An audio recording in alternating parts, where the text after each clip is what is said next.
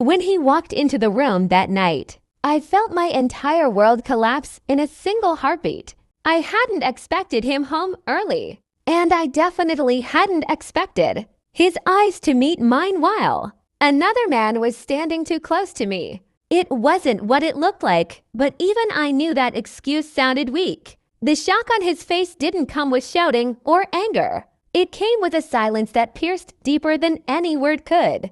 The other man stepped back immediately, realizing the tension in the air. I opened my mouth to explain, but my voice refused to come out. My partner just looked at me, not with rage, but with disappointment so heavy that it felt like the walls were closing in. For a moment, he didn't speak, and I wished he would scream instead. Silence has a way of telling the truth without using a single syllable. He finally took a slow breath, walked past both of us, and picked up his jacket from the chair. I reached out to touch him, but he gently moved my hand aside. That softness hurt more than 1,000 harsh words. He didn't accuse me. He didn't ask questions. He just said, "If this is what you want, I won't stand in your way."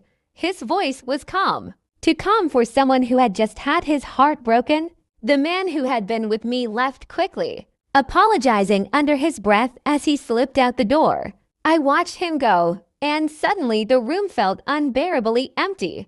The quiet between us was louder than anything I had ever heard. I tried to explain, but he held up a hand, stopping me. "I don't need an explanation," he whispered. "I need honesty." When he turned to leave, something inside me panicked. I grabbed his arm and begged him to listen, but he gently freed himself. His eyes were full of hurt, but there was something else to acceptance. He wasn't fighting for me, and that realization sent a sharp ache through my chest. It hit me that he had already begun letting go. He walked out of the apartment without slamming the door or looking back. That quiet exit broke me. I stood frozen in the hallway, unable to move or breathe.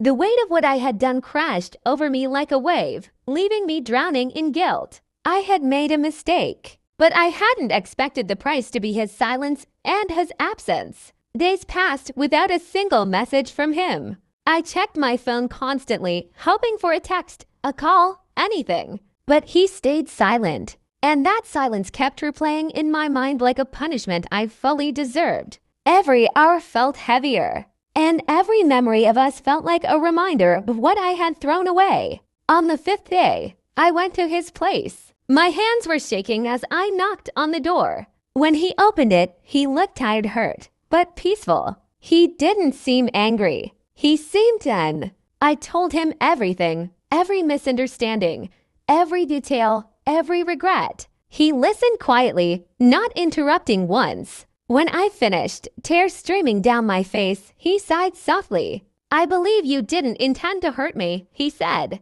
"But intentions don't erase pain." His words cut deeper than I expected because they were true. Some wounds don't bleed, but they leave scars that never fully fade. I begged him to give us another chance, to let me fix what I had shattered. He looked at me for a long moment, then shook his head. "I still love you," he said, "but I'm choosing myself this time." And that was the moment my heart completely broke. Losing him wasn't just losing a person, it was losing a part of myself I could never replace. He walked me to the door with the same gentle silence he had shown that night. No anger, no bitterness, just quiet strength. And as I stepped outside, I realized the truth. It wasn't seeing me with another man that hurt him the most. It was accepting that the person he trusted had taken his love for granted. The door closed softly behind me, and for the first time, I understood the depth of what I had lost. Not because he punished me, but because he walked away with grace. And that grace, more than anything else, was what finally broke my heart.